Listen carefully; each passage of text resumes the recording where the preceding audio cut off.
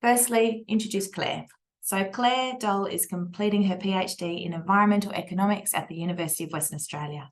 Claire's research applies revealed and stated preference non-market valuation and benefit cost analysis in evaluating the impacts of changing conventional public open space designs to alternatives that use less water. And this is so important, not only in Western Australia, but in other places around the world. So originally from Vancouver, Canada, Claire completed a Master of Science in Agriculture and Resource Economics in 2017 and a Bachelor of Science in Environmental and Conservation Sciences at the University of Alberta. Claire's master's research focused on economic and policy considerations to the development of a second-generation biofuel industry in Alberta. We'd love to hear about that another day. During her bachelor, Claire was involved in research projects examining agricultural land fragmentation and behavioural economic interventions to encourage pro-environmental behaviour. So I'm very happy to have Claire speak. But what I would also like you all to do is pop all of your questions into the chat. So we haven't done a proper webinar function. So if you can put all your questions in the chat, we will be having a panel session afterwards, which is really fantastic. So Claire's happy to say that, talk to you all afterwards. So once we stop sharing the screen, we can all jump back on. And so Claire can see some faces to talk to people because as I'm not sure if some of you have presented to a blank screen, it's a little bit difficult. So at the moment, happy to stay off camera and mute, but then for the panel session, if you could unmute and say hi to everybody. Also feel free to say hi to everybody in the chat function. All right, so I'm going to throw to Claire now, and you don't need to listen to me anymore. Thank you so much, Claire. Okay, thank you, Shelley, and thank you everyone for attending this webinar. I'm really excited to be presenting to a new audience here, and I really look forward to some questions and feedback and discussion at the end of this presentation. So I'm presenting on my full PhD. It's 4 years of work. This will be some snippets of the studies, hopefully an overview of the methods that you can all understand, and some of the highlights of the results. At the end of the presentation, I'll let you know how you can find out more details on these studies if you're interested. Okay, so just a little bit of background on me and my research. I started my PhD in August 2019, so I had a few months of normal student time before the pandemic hit, and this was truly a PhD, a pandemic PhD. I had quite a unique start to my PhD in that I had a lot of flexibility in choosing my topic. So often PhD students come in and they are kind of assigned a project based on the grants available, but because of my funding system, I got to kind of shop around and find a topic that I felt really passionate about. That meant starting by having conversations with different policy experts about some of the challenges that are happening in Western Australia related to climate change and how some applied economics research could help contribute to solving those problems. So that led me to the Department of Water and Environmental Regulation and meeting Warren Tierney from the department.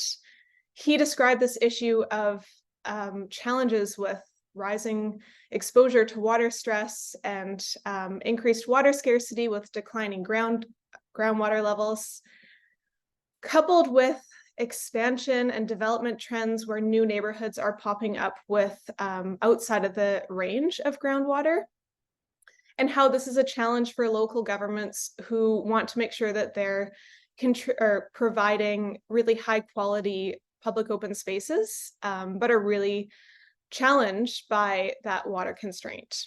So that's a bit of the background of what motivated me to do this research. And I'm just really motivated to contribute to this vision for a water-wise Perth and kind of questioning some of the norms that we have regarding design of these public open spaces and water use in these public open spaces. So this is my PhD, but it also fits into a wider system of support. I had 2 fantastic PhD supervisors, David Pannell and Michael Burton, which you can see on the screen there. I also worked with some collaborators in Germany as part of the Green Talents program. So 2 other research mentors out of Kiel and Berlin. Like I said, my research was well-funded, which allowed me the freedom and the flexibility to dig deeper in some questions that we had, have bigger sample sizes. So that came from the Forest Research Foundation and the Social Sciences and Humanities Research Council of Canada, and some sponsored research agreement funding from DWER and additional survey funds from the University of Western Australia. So very grateful for all of that financial support and for the information and contextual support that I received from local governments. And here I've just listed the different institutions that really helped me out with data needs, with questioning my assumptions, with feedback on my work along the way. So highly applied research and highly collaborative research. So my PhD, my goal is to better understand the economic benefits and costs of changing conventional public open space designs to alternatives that use less water. I focus on two different applications in my research. First, it's parks, and then the second portion focuses on verges. So that's the highlighted boxes in pink there. Verges, if you're not familiar, are that publicly owned bit of land that is between the street and the property boundary, but it's managed by private residents. So kind of a unique form of land to look at from a research perspective. The structure of my PhD and of this presentation today looks a bit like this. So I have 4 core research questions. These feed into 5 different studies and 5 different outputs that I'll talk about today. You'll see a few dollar signs on the right-hand side there. As an economist, a lot of the work that we do focuses on estimating some monetary equivalent values for aspects of the environment.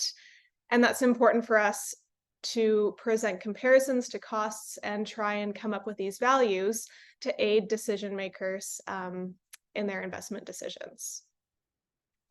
So the first 3 studies and the first 2 research questions are about parks, and the final 2 are about verges. And just so that you know what to expect timing-wise, some of the parks studies are a little bit more involved, and research question 2 will take a bit more time to explain today. Okay, jumping right into those studies. So my first research question and my first study produces a dollar value estimate for irrigated and non-irrigated park areas. This question asks, to what extent do the benefits that residents derive from urban parks depend on the irrigation inputs? For this study, I use a method called the hedonic pricing method. And so if you're not familiar with this method, in essence, what it does is it takes this observable market price, and in this case, it's property prices, sales prices from real estate, and we break down that property price into different components. So specifically, this study takes 5 years of sales information of observations that we purchased. And that includes property prices for houses, townhouses, and apartments. You can see there's quite a few observations there.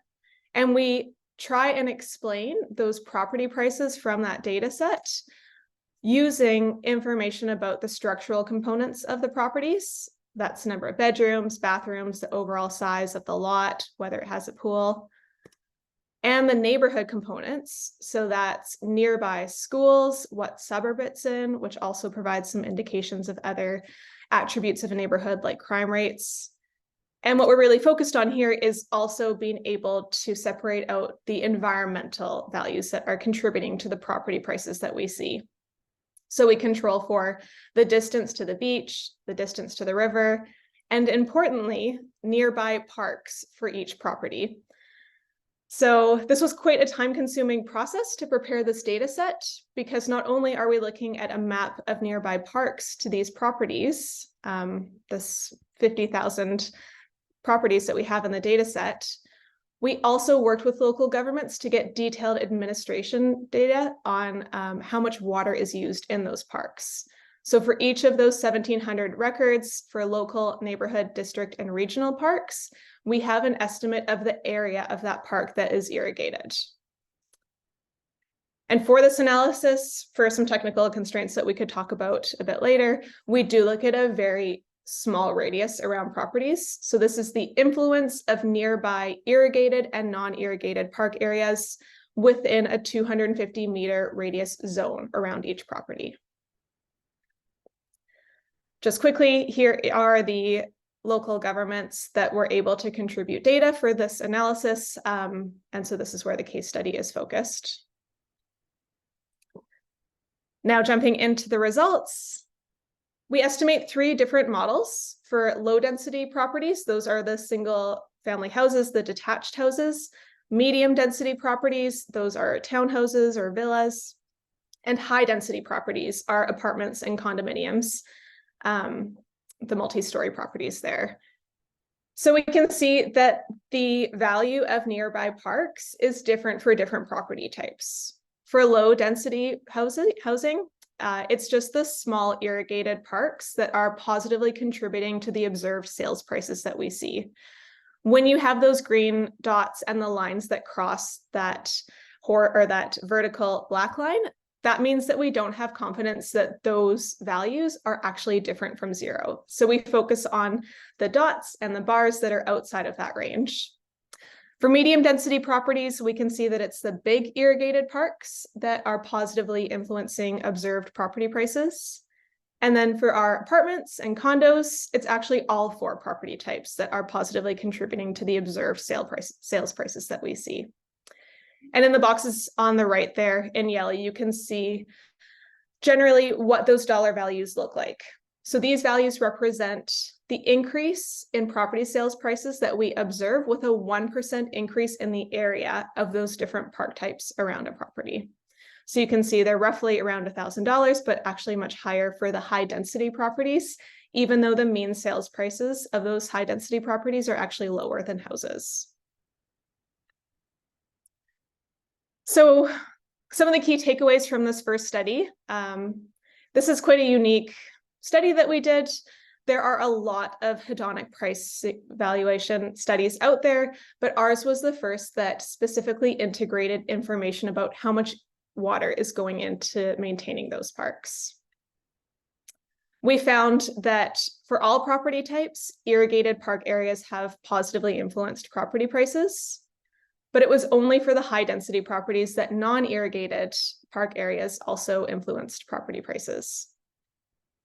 These happen to be the highest values as well, which maybe isn't surprising given that we would not expect these properties necessarily to have their own yard space, so they might be more dependent on using public open spaces. And a couple caveats to highlight here is that we did consider parks in very close proximity to properties. And while we know what areas were irrigated or not irrigated, we don't actually know what was on the ground in those parks. So there's still some room for future research to dig into these values a little bit more. For example, we might know that some area of land didn't get watered, but we don't know if that's covered in grass that's just not watered, if it's pavement, if it's artificial turf, if it's mulch, or if it's native vegetation that's established and doesn't need to be watered.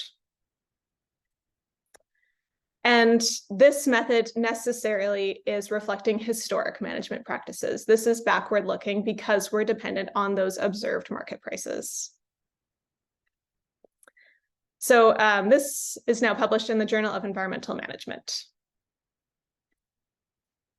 Moving on to the second study, the second research question. The output of this second study is a dollar value estimate for changes in a local or neighborhood park design. This question asks, what is the optimal mix of different ground covers in urban parks? So for this study, we use a method called a choice experiment, which we implement in a survey to the public. Choice experiments allow us to look into the future and present members of the public with a hypothetical change that a local council or a state government or a federal government could make to some environmental, some aspect of the environment. We include details about the environmental change, but importantly, we also include some measure of cost in these experiments, and that allows us to look at the trade-offs that people are making between what they'd have to pay to see those changes and the environmental change itself. Another important thing to note about choice experiments is that we're always looking at a change. So it depends on us defining some baseline park scenario. And I'll explain that in the next slide, but defining my status quo park required working quite closely with park managers across the Perth metro region to make sure that those assumptions were fair on a general basis. And just so you all know, these park design changes are not considering ovals at all, because I understand from different conversations with different people that that's really not within scope of change in the Perth region, reducing ovals. So for this analysis, we recruited participants for the survey using an online market research panel, and we have over 1,500 responses. So a very large data set that allows us to do really robust analyses. And the type of analysis that we do, you don't need to worry about this too much, but it's called latent class analysis. And basically that lets us go beyond analyzing all of the responses in one single, to get one single output, but it allows us to let the data speak for itself and kind of group common patterns of responses into different subsets of the population. This is what the experiment looked like. On the left-hand side in gray, that's our baseline park. That was the same in every case with every comparison that we present. Respondents were presented with 6 of these different scenarios, and the proposed design was always a bit different. So in this case, we're saying that our 80% watered grass, 20% mulch, moderate tree canopy cover baseline with a council rate increase of $200 is going to be compared against an alternative that has entirely grass, more tree cover, and a higher council rate. We let costs move in both directions because we didn't want to impose any directions on what the value would be to people. So here's another example where the park design would change to actually be 100% native vegetation with less trees, but instead the council rate would only increase by $50 rather than $200. So each respondent responded to 6 of these scenarios, and we had 60 unique scenarios that were randomly assigned to people.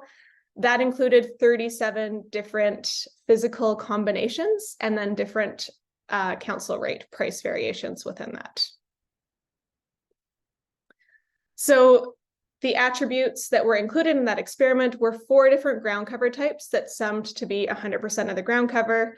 That was watered grass, non-watered grass, native vegetation, and mulch. Everything but mulch could go between 0 and 100%.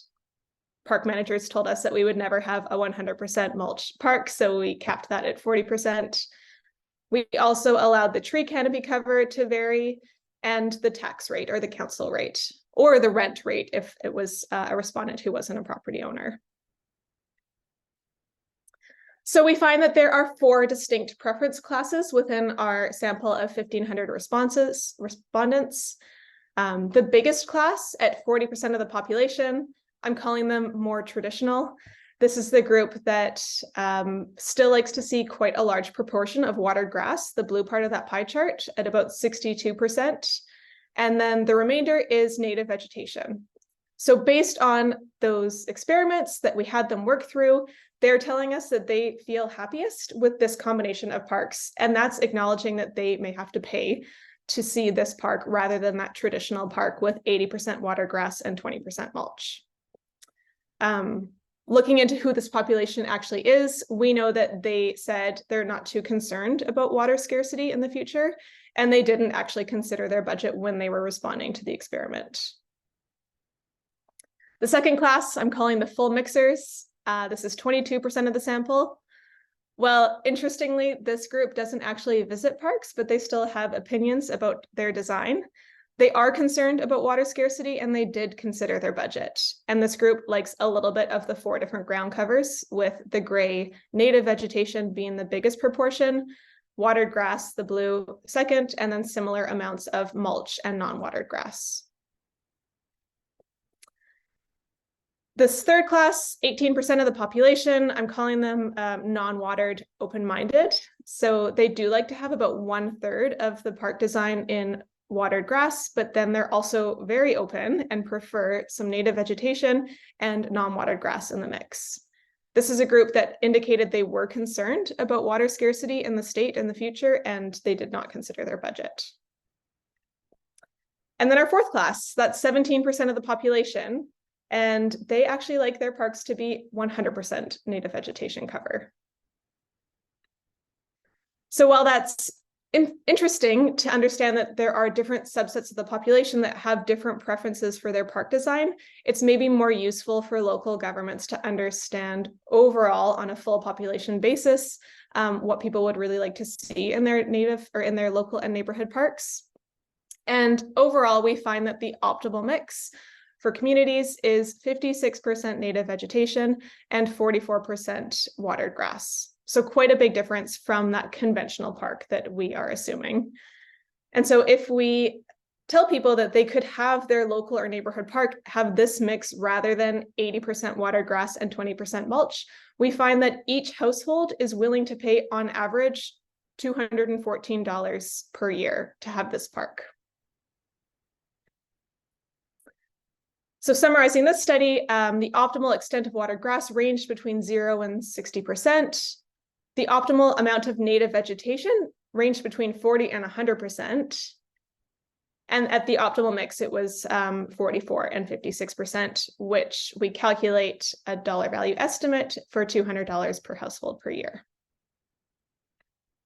And this was published this year in Ecological Economics. So for the third study, this is a benefit cost analysis. It really builds on the second study. It addresses the same research question, but it adds costs into the analysis. It's the same research question. We're still looking at that optimal mix of different ground covers in urban parks. And it directly uses the analysis and the models from study 2. Something that's important to consider when we add the costs into this analysis is that we are assuming that we're looking at a parcel of land that is zoned to be a park. So we're not considering the opportunity costs of using that land as the parkland. We're not considering whether that land could be redeveloped in other ways to generate higher tax revenue. So this is land that's going to be a park. And we operationalize the benefit cost analysis using this decision tool that was developed by one of my supervisors, David Panel. So in the second study, I presented you with this $200 value about willingness to pay for that optimal park mix of 40-60, native vegetation and watered grass, compared to that 80% watered grass and 20% mulch. So for this analysis, we don't just look at the highest possible value. We actually look at public willingness to pay for many different park designs, 6 different park designs compared to that baseline park. So the 6 designs that are listed in the rows down there, they differ based on the amount of watered grass we have. So 0, 20, 40, 60, 80, 100. And then after we constrain that level of watered grass in a park, we optimize for the remaining ground covers. And so on the right-hand side there, you can see what that dollar per household per year level is to pay to see that park design compared to the baseline of 80% watered grass. In addition to the benefits, we have the costs that are an important part of our benefit cost analysis. So these cost estimates came from 7 different local governments that did their best to provide the best possible estimates for what it costs them to establish and maintain the 4 different ground cover types. So again, we're looking at watered grass, non-watered grass, native vegetation, and mulch. We have the site preparation costs, establishment costs, irrigation costs. We assume that it's only watered grass cover that requires a full irrigation system, and for other vegetation types, they're established just using water trucks. And then we have the maintenance costs for the 4 different ground covers. In the end, we do 36 benefit cost analyses, and we do that so that we can kind of test out different assumptions and sensitivities to the assumptions that we're making. So the first division is whether we're looking at a brand new park, if we're considering the benefits and costs of just developing a brand new park from a blank slate, or if we are retrofitting an existing park with the 80% water grass. If it's possible that someone isn't really super keen on non-market valuation, or they feel skeptical about our benefits, well, we consider cases that just set non-market benefits to 0 and just look at potential cost savings. And then finally, because we had quite a bit of variation in the cost of maintaining watered grass, we look at the average cost scenario and a low cost scenario. So looking at all of these different scenarios really just helps remove any potential sources of bias in our assumptions that we're making. This is an overview of the results of the 36 benefit cost analyses. Along the top, you can see the 6 different park designs that varied in the amount of watered grass and native vegetation they had, and then our 6 assumption cases along the left side. If it's green, it means it's positive net present value over the next 30 years, and if it's red, it's negative. You can see that most scenarios are actually positive to the council, except for those that actually increase the extent of watered grass in alternative 6. The highest net present value scenarios over this 30-year period are alternative 3, and that's the one that has 40% watered grass and 60% native vegetation. It includes our non-market benefit estimates, and it factors in average lawn maintenance costs.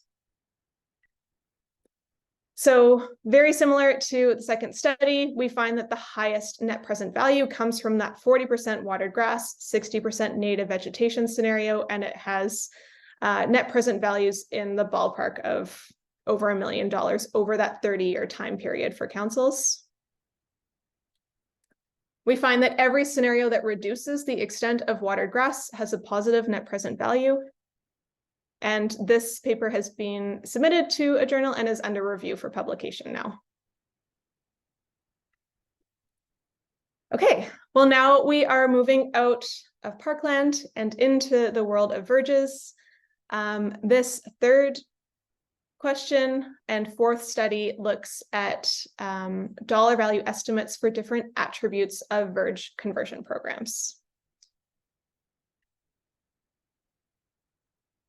This study asks, how can councils encourage residents to plant more native vegetation gardens on their verges? So the motivation is that a lot of councils currently have some incentive programs for native verge gardens for residents to undertake that conversion themselves. But in many cases, the uptake of these programs is quite low. So we wanted to explore possible ways of modifying these programs to encourage higher rates of adoption. And we do so using the choice experiment method again. And we include as program attributes different types of financial supports and labor supports and technical attributes of the programs. We actually do 2 separate choice experiment surveys, one that is framed as a rebate program and another one that's based as a payment-based program. And recruitment for this one was a bit different. We have a slightly lower amount of respondents at 719, because for this study, we specifically wanted to target people who have control over their verges. So those are people who have a verge in front of their property and who own their property and are deemed to have control over what they plant on it. The market research companies were not able to recruit a sufficient sample size for us within those constraints. So we had to be a bit creative with how we would send our survey out to people, and we decided to do recruitment through a postcard. And if anyone in this webinar today happened to receive our postcard, I would love to know. But we sent out this postcard to about 20,000 households, and that's how we got our respondents. And these were the local governments that we targeted, the reason being we wanted to target some of the more established local governments that tend to have larger verges and therefore larger impact of converting those verges to a native garden. This is what the rebate-based choice card looked like. So we asked respondents, say you were offered a program and these were the conditions. Would you convert your verge to a native garden under these conditions? Yes or no? If they had already converted their garden or their verge to a native garden, then the question was framed as, would you have converted if these were the conditions? So in this case, it's your entire verge has to be converted. The other option was half. You are responsible for the labor of actually planting the garden, or your council is the alternative, and different native plant seedlings. So either they were free, 50% off, or you paid the full price, and for different possible rebate levels after completing the conversion. This is just a snapshot of the results. Again, we do latent class analysis and look at different groups of preferences by different subsets of the population. And what I just want to highlight here is that across the population, you have some people that are really quite keen to convert and they actually wouldn't require too much payment to do so. So that's along the top line. The vertical axis is the probability of people saying yes to the programs that we present to them. And at the bottom, it is the rebate level that's presented. So you can see for some respondents, even at very low rebate levels, they have quite a high probability of saying yes to the program. Whereas for other people, even if you offered $1,500 at the end, they still would have a very low probability of converting. So we have those 4 different groups. We characterize them as high, medium, low supporters and opposers to the programs. You can see the breakdown of what proportion of the sample falls into these 4 different classes. So the high supporters is actually the largest class. They like to just have half their verge converted and they're really into subsidies. And what we know about the high supporters is that they have at least one neighbor who already has a native verge garden. They also don't park on their verge and they tend to not hire help for gardening around their property. Whereas the opposers, who make up about 24% of the population, well, this group says, if I have to have a verge, then I'd rather have the government do all the work for me. But they really have a very low probability of accepting the conditions to convert. We know that this group doesn't actually have any neighbors that already have a native verge garden. So that's kind of an interesting trend that pops up there. But again, it's useful to look at results for the sample as a whole. And so as a whole, we find that people do prefer to have half of their verge converted to be able to push them over the line to convert their entire verge, maybe because people park. They would need to be paid an extra $631. They're willing to pay about $845 for the government to come in and do all of the labor for them, which, probably is actually less than the true cost when you consider all of the steps that go into conversion. And they're really willing to pay quite a high amount for seedlings, which probably is greater than the actual cost of seedlings. So that's a sign that local councils should probably continue offering those seedling subsidies. Now, the payment-based program is quite different, similar attributes in the program that we look at, but this time we're saying residents could just pay the government to do all of the work for them under these different characteristics. So again, we look at half or the entire verge. In this case, you're always paying for the work to be done.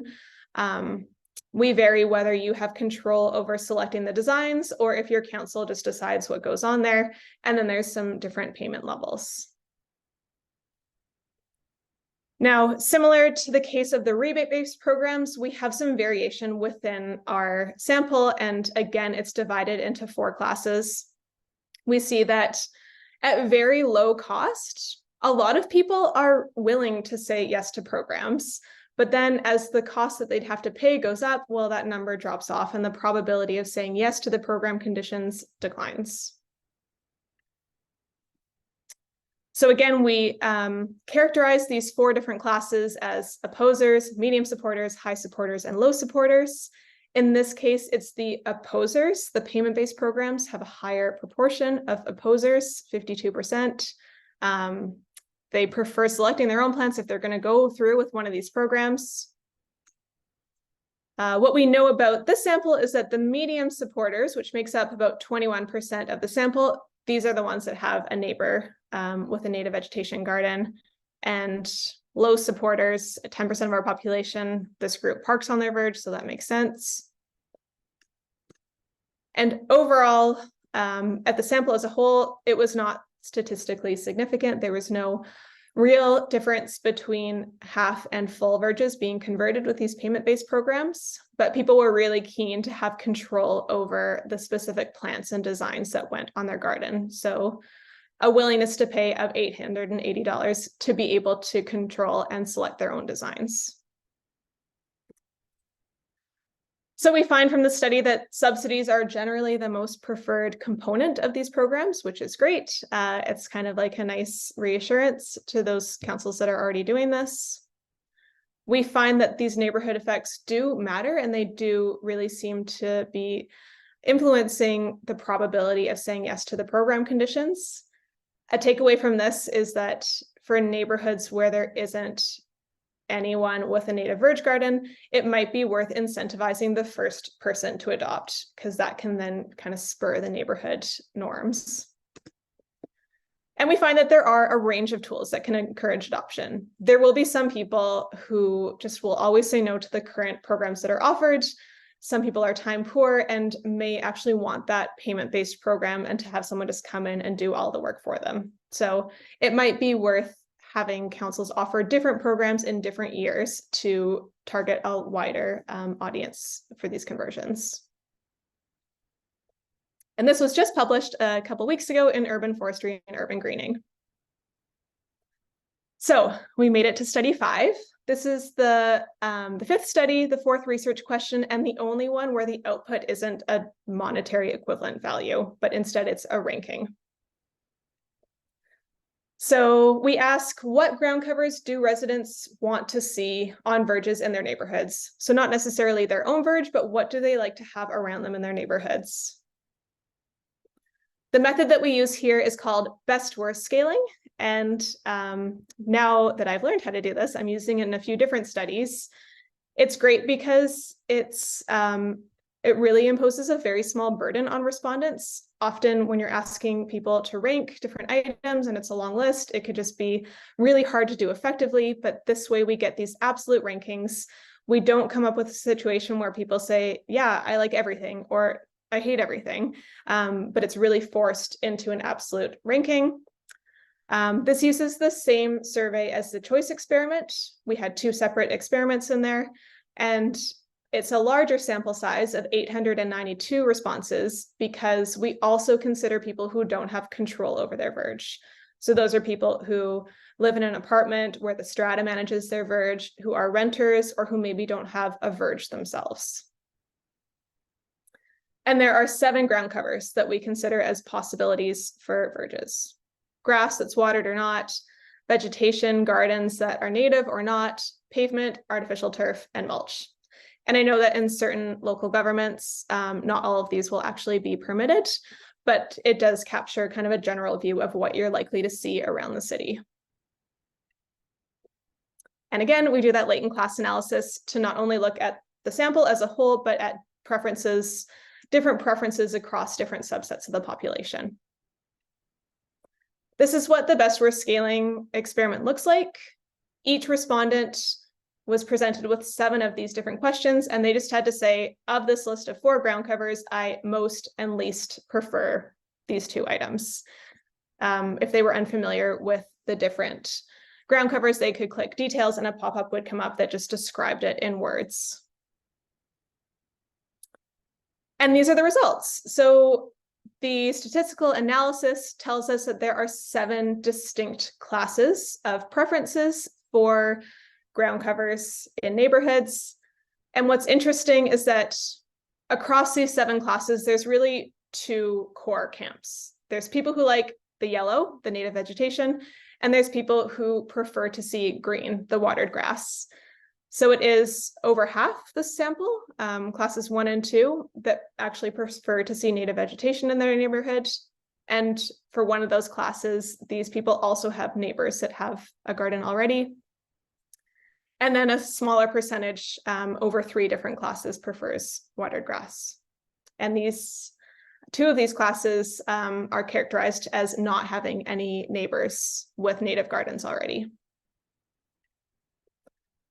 So that's that one is a bit more quick to explain. The key takeaways are that there really is a split in preferences for general preferences for verge ground covers between native vegetation and watered grass. And that, again, we see those impacts of neighborhood norms really influencing what people like to see. This paper is also under review for publication right now. So to summarize this presentation as a whole, the first question asked, how much do the benefits depend on irrigation inputs? Using the hedonic price analysis, we find that historically, it really has mattered. Irrigated park areas has had more of an impact on property prices than non-irrigated areas. It's possible that norms are shifting, and again, this analysis wasn't actually linked to the specific ground covers. The second question, what is the optimal mix of different ground covers in urban parks? If we just look at benefits, it's a split between native vegetation and watered grass with slightly more native vegetation.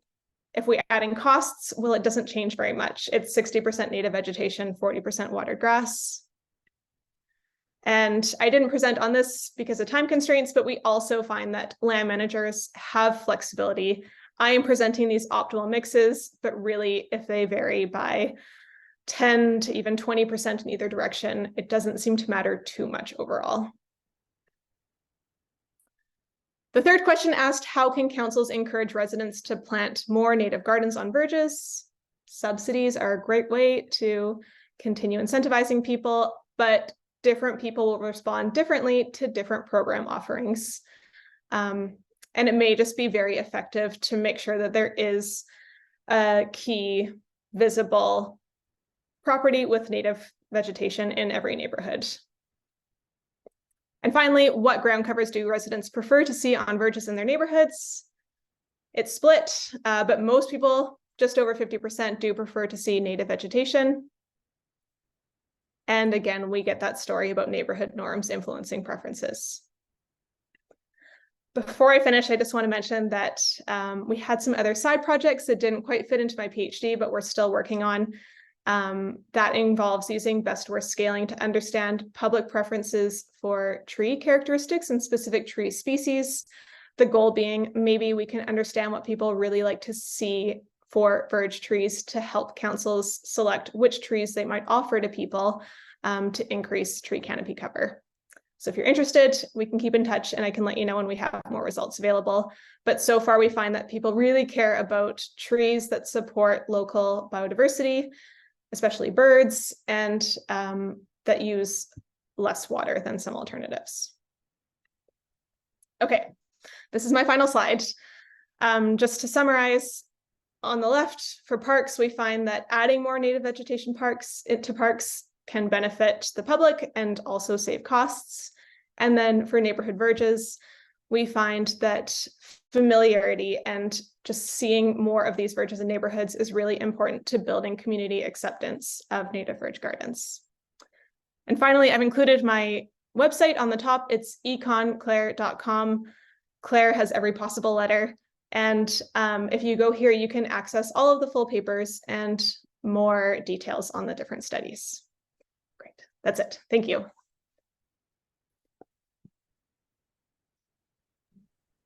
Wow, Claire, that's absolutely incredible. Thank you so much for that amazing presentation.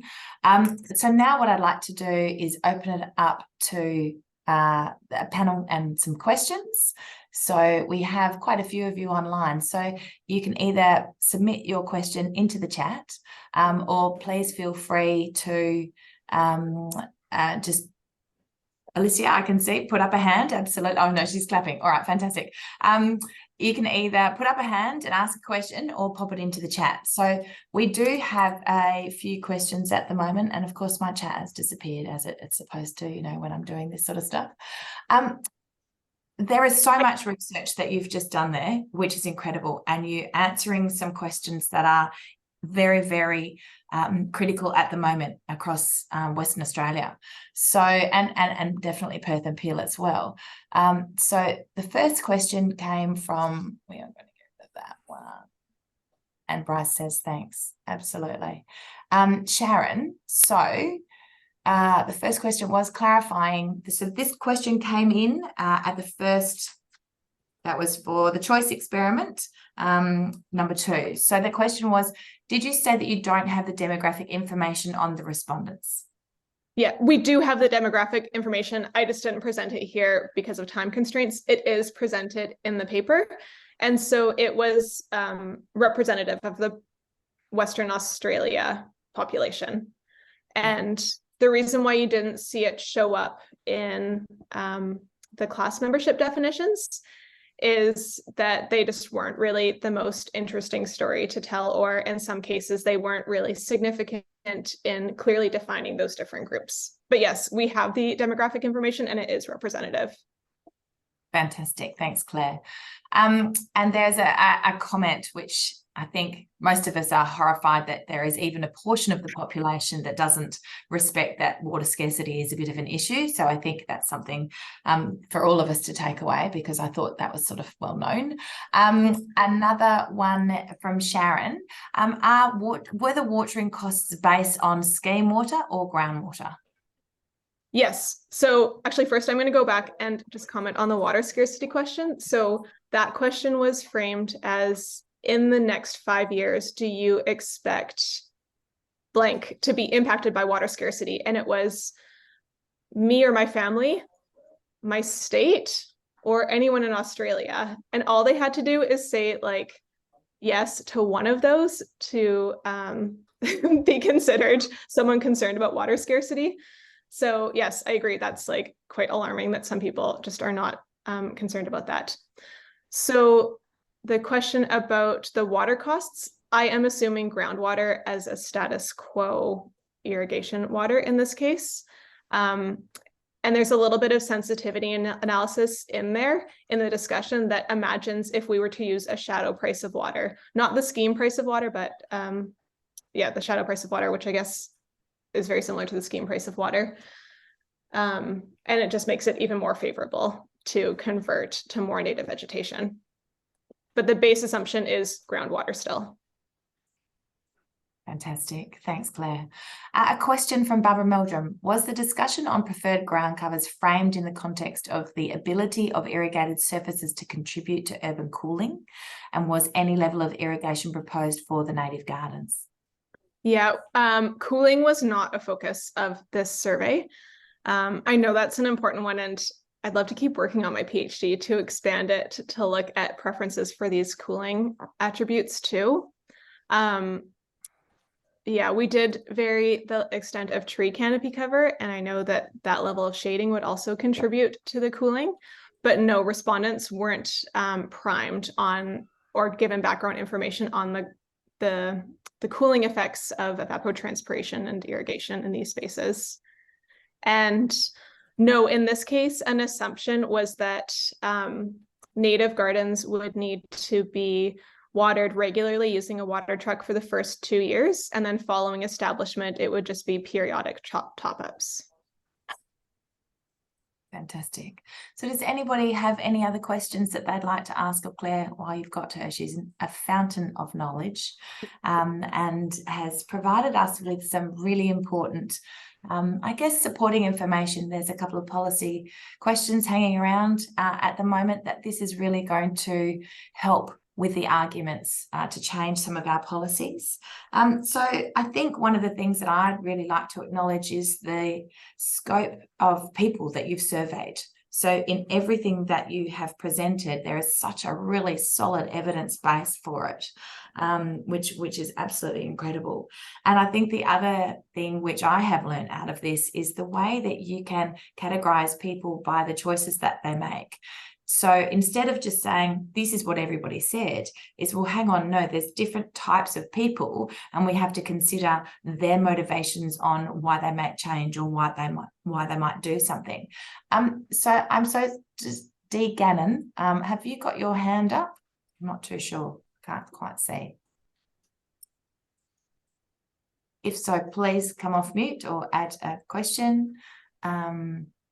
Okay, and a comment from Shelley Harrington, lots of great information, really useful insight into variables that influence verge conversions. Yes, I think that'll be absolutely incredible moving forwards. But I think the other thing to acknowledge is the papers that Claire is writing are going to be available as well. So we've already got this research, which is going to be useful. So I guess we'll just sort of start to close unless there's any further questions. I'd like to thank Claire so much for her time and sharing her amazing research, acknowledge the amazing supporters that you had in guiding this PhD, and the economic juggernauts that we have here in Western Australia. They're pretty fantastic, and they support these practical questions that industry has. So the fact that this PhD is answering some really important questions for industry is fantastic, and I'd like to really encourage people to talk more with universities and try and get some of this research supported. I would also like to acknowledge that Claire's research is up for the West Australian Student Water Prize. And when you look at all of the people that are part of that nomination, I think we are in safe hands moving forwards. So I'd also encourage you all to share and maybe even go to the Student Water Prize presentations and support our people moving forwards. So Claire, did you just have anything else that you wanted to say in closing? No, that's it. I really appreciate people coming today. It's really great to present to new audiences. And please email me if you have questions or any follow-ups. I'll enter it into the chat right now, my email, but I'm really happy to keep in touch with people in this space. Brilliant. And thank you so much. And so we're lucky that Claire's actually going to stay in Western Australia, at least for a little while. So we will get the benefit of her research moving forwards, which is really, really exciting. So again, acknowledging the partners of New Waterways and everybody who's jumped on today, thank you so much for your time. I hope that we can continue to work with researcher and industry to help support the really important policy conversations that are happening out there. So thank you, everybody. To say thank you for Claire in the chat, and everybody enjoy the sunshine today. I'm so excited by the weather. But anyway, thank you, everybody, so much. Have a great morning. Okay, bye, everybody. Thank you.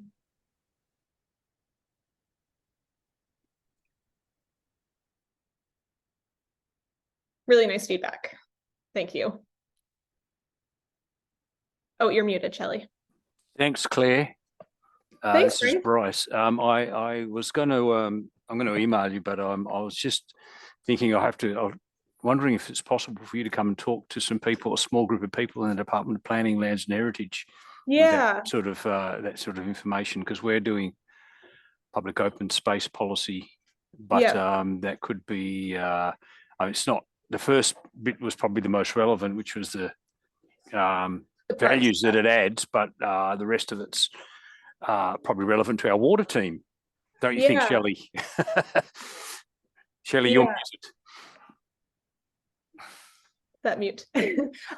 That's a great idea, Bryce. I was at DWER a couple weeks ago, and they mentioned the same thing, that I need to connect in with someone from planning, right, to communicate this through. And you need to connect in with a lady from Murdoch University called Dr. Jane Chambers as well, who's a wetland ecologist, but she's running a project called Nature Link. So yeah, I have not met perfectly with what, really well. You love what they're doing, so it fits in so well with your work. Yeah, great. I'll get in touch. Thanks for the feedback. No worries. Thank you. Cheers. Good luck. I'll be in touch. Yeah. Great. Right. Thank you, Bryce. That's lovely. And Claire, thank you so much. All right. That was so good. I'm very happy. I'm wondering if that's Eva still on there, but I know Miles and Agni and Kate. So they could have stepped away, which is why they're still on there. But seriously, thank you so much.